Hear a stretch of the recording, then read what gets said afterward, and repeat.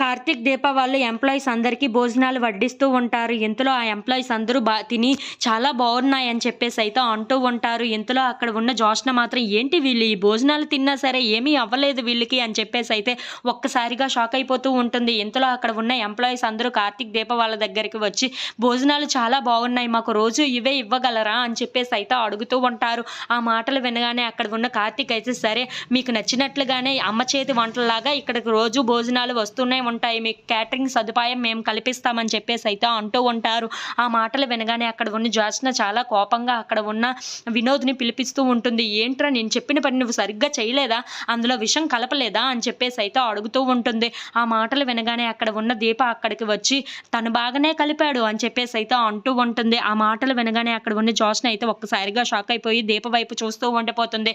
ఇంతలో అక్కడ ఉన్న వినోద్ జరిగింది మొత్తం చెప్తూ ఉంటాడు. అది వినగానే అక్కడ ఉన్న దీప అయితే చూసావా బాగానే చెప్పాడు కదా, వాడు ఒక్క దెబ్బతో మారాడు కానీ నువ్వు మాత్రం మారవు కదా అని చెప్పేసి అయితే అంటూ ఉంటుంది. ఆ మాటలు వినగానే అక్కడ ఉన్న జోష్న అయితే ఒక్కసారిగా షాక్ అయిపోయి దీప వైపు అలా చూస్తూ ఉండిపోతుంది.